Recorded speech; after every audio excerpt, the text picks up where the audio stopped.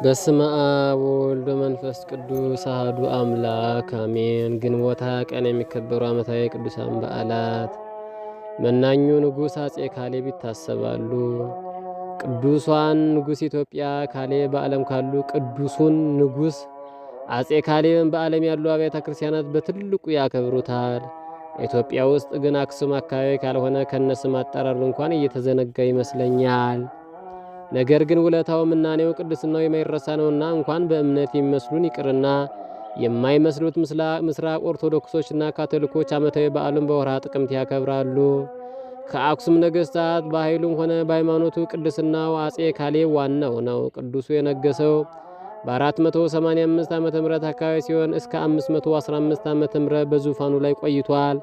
ከመልካም ትዳሩም አጼ ገብረ መስቀልን ጨምሮ ልጆቹን ወልዷል። ስለ ቅዱስ አጼ ካሌብ እስኪ እነዚህን ነገሮች ብቻ እናንሳ። አንደኛ፣ በንግስና ዙፋኑ ከመቀመጡ በፊት የሚገባውን መንፈሳዊ ትምህርት ጠንቅቆ ተምሯል። ሁለተኛ፣ ሃይማኖቱ የጠራና እጅግ የሚደነቅ ነበር። በእርሱ ዘመን ሃይማኖት ለነገስታቱ የፖለቲካ ማስፈጸሚያ ነበር። እርሱ ግን እግዚአብሔርን በፍጹም ልቡ አምልኳል። ሶስተኛ፣ ለእመቤታችን ለቸር ልጇ የነበረው ጥልቅ ፍቅር የተገለጠና የሚያስቀና ነበር። አራተኛ፣ ገና በዙፋኑ ላይ ጸሎትን ያዘወትር ነበር። አምስተኛ፣ ዛሬም ድረስ ሁሉም ክርስቲያኖች የማይረሱት መንፈሳዊ ቅንዓቱን ያሳይቷል። ይህስ እንደምን ነው ቢሉ በወቅቱ አመፀኛው የአይሁድ መሪ ፊንሃስ በሀገረ ናግራን ያሁኗ የመን ውስጥ የነበሩ ክርስቲያኖችን ካዱ በሚል ጨፈጨፋቸው። ከተማዋንም ለ40 ቀናት በእሳት አነደዳት። ዜናው በመላ ዓለም ሲሰማ በርካቶቹ ቢያዝኑም የተረፉትን ለመታደግ ግን የሞከረ አልነበረም። ቅዱስ አጼ ካሌብ ግን የሆነውን ሲሰማ ወደ ቤተክርስቲያን ውስጥ ገብቶ በግንባሩ ሰገደ፣ ወደ ፈጣሪም ጸለየ። እንዲህም አለ: ጌታዬ ሆይ ኢየሱስ ክርስቶስ የክርስቲያኖችም ደም እመልስ ዘንድ እርዳኝ። እኔ በጦሬ ብዛት አልመካም። እኔ ተሸንፌ ክርስትና ከሚናቅ እዚሁ ግደለኝ ብሎ በበረሃ ላሉ መነኮሳት እንዲጸልዩለት ላከባቸው። ጊዜ ሳያጠፋ በመርከብና በፈረስ በበቅሎና በገመል ናግራን የመን ደረሰ። ፊንሐስን ገድሎ ሰራዊትንም ማርኮ ክርስቲያኖችን ነፃ ወጣ። ደምና እንባቸውንም አበሰ። አብያተ መቃድሶችንም አንጾላቸው ወደ ኢትዮጵያ ተመለሰ። ወዲያው እንደተመለሰ ወደ አክሱም ጽዮን ገብቶ ጌታዬ ኢየሱስ ክርስቶስ ሆይ ስላደረክልኝ ነገር ሁሉ የምሰጥ ሰውነቴን እንጂ ሀብቴን አይደለም ብሎ መንግስቱን ለልጁ ገብረ መስቀል አውርሶ ከዙፋኑ ወጣ። የወርቅ አክሊሉንም ወደ ኢየሩሳሌም ልኮ እርሱ በአባ ጰንጠሌዎን እጅ መንኩሶ መነነ። በዚያችም አለት ከአንዲት ረዋት ኩባያ ከአንዲት ሰሌልና ከአንዲት ቀሚስ በቀር የወሰደው አልነበረም። በቤተ መንግስቱ የነበረው የክብር ልብስ አንዳችንም አላንጠለጠለም። ከዚያም በበዓቱ ውስጥ በጾምና በጸሎት ተወስኖ አንድም ሰው ሳይ በ70 ዓመቱ በ529 ዓመተ ምህረት አርፏል። ጌታችን በሰማይ ክብርንም አጎናጽፎታል። ለቅዱስ አጼ ካሌብ የተለመነ አምላክ ለእኛም ይለመነን። በጻድቁ ጸሎት ከመከራ ይሰውረን፣ ሀገራችንም ይጠብቅልን፣ እውነተኛ መሪዎችንም ይስጠን። ግንቦት የሚከበሩ ዓመታዊ የቅዱሳን በዓላት: ቅዱስ አሞን ገዳማዊ፣ ታላቁ አሞኒ ዘቶና፣ ቅድስት ሳድጅ የዋሂድ፣ አባ ሆር ጻድቅ፣ አባ ዳርማ ገዳማዊ፣ ቅዱስ ዘካርያስ አንጾኪያዊ፣ አባ በትረ ወንጌል ዘደብረ ሊባኖስ ይታሰባሉ። አቤቱ በኃይልህ ንጉሥ ደስ ይለዋል፣ በማዳን እጅግ ሐሴትን ያደርጋል። የልቡን ፈቃድ ሰጠኸው፣ የከንፈሩን ልመና አልከለከልከውም። በበጎ በረከት ደርሰህለታልና ከከበረ ዕንቁ የሆነ ዘውድን በራሱ ላይ አኖርህ። ሕይወትን ለመነ ሰጠኸውም፣ ለረዥም ዘመን ለዘላለሙም። በማዳን ክብሩ ታላቅ ነው። ሰላም ለካልየብ ሀገረ ናግራን ጸወና ዝሆረ አብያቢሃ ወመንክርፍና በመንክርፍና ወዘቀተሎ በማእከለ ጸብ ለፊነሃ ዘአማሰና ወምሬው ለአክሊለ መንግስቱ በእንተ ዘሃደጋ ወመነና ረፈቀ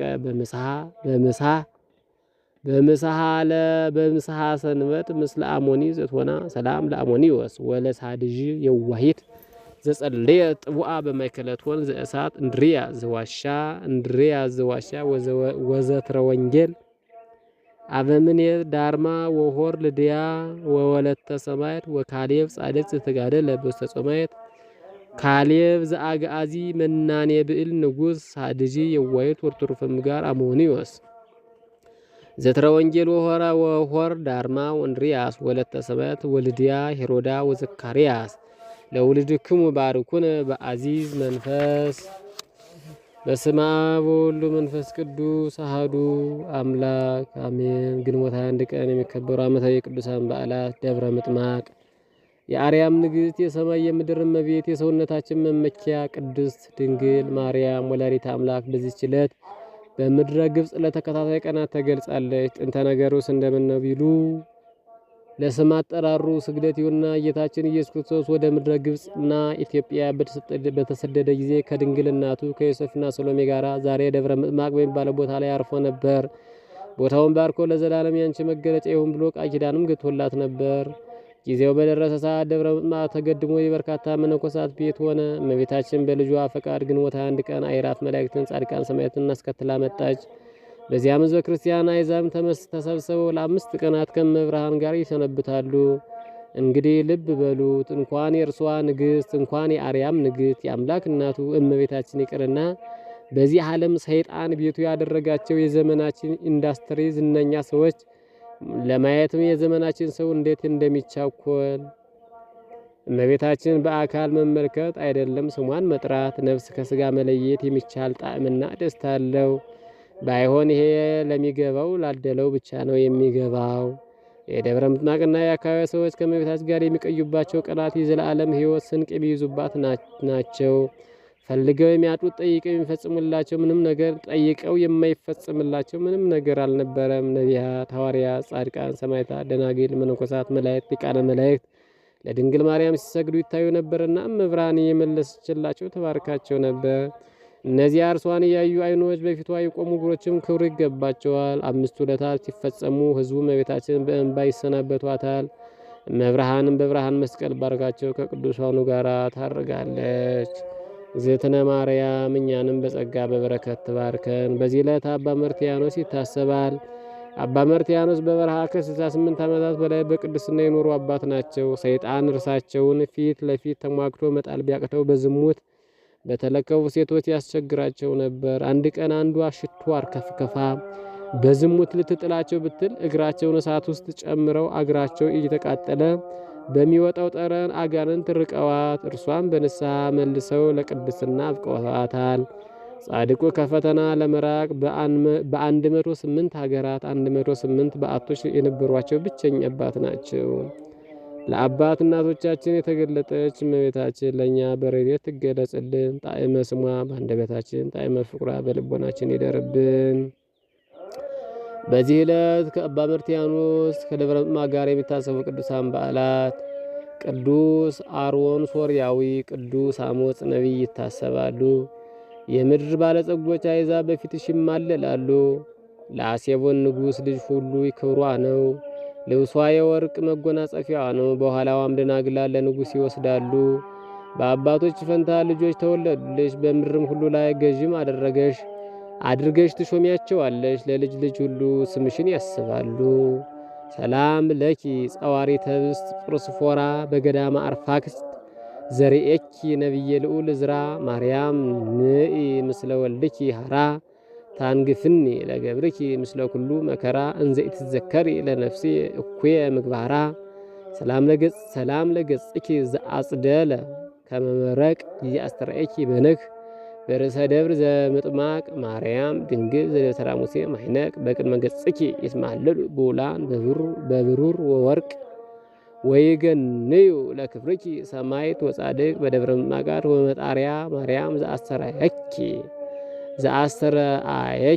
ዘአስተርአይኪ ምስለ ኩሎሙ ቅዱሳን እንዘ ይበር ገጽኪ ሐመረ ብርሃን ድንግል መንክር ስብሐትኪ በከመ አሮን ወመርትያን ወጻድቅ አግብርትኪ አርእየኒ ስነኪ ወአስምዕኒ ቃልኪ ዘአቅረብኩ ማህልየተ አዘኪሬ አይላፈ እምለተ ጸምዱከ ዘልፈ ለለአነብብ ተወከ ዘንርየቴ መጽሐፈ እንተረሰይከ እግዚኦ ጸሪቀ መበለት ኩፈ እምለአብኡ ቡላን ዘተርፈ ነቢያት ቅዱሳን ሐዋርያት ሰባኪያን ሰማዕታት ወጻድቃን ወመላእክት ትጉሃን ደናግል አድዮ መነኮሳት ሄራን ባርኩ ጉባኤ ዘቲ መካን እስከ አረጋዊ ልሂቅ እምንውስተ ሕፃን ለዘጻፎ በክርታስ ወለዛ ጻፎን ዘይደረስ ወለዛ ንውር ትርጉም በልሳን አዲስ ወለዛ ሰማ ቃሎ በመንፈስ በጸሎተሙ ማርያም ባራቂተ ኩሉ ባይሰቦራይ መሐረነ ኢየሱስ ክርስቶስ ሰቦራይ መሐረነ ኢየሱስ ክርስቶስ ሰቦራይ መሐረነ ኢየሱስ ክርስቶስ ወይፈን ወለና ጸጋ መንፈስ ቅዱስ ሚዜ እስከ ለዓለም እስከ ዳግም ምጽአት ወስብሐት ለእግዚአብሔር ወለወላዲቱ ድንግል ወለመስቀሉ ክቡር አሜን። አቡነ ዘበሰማያት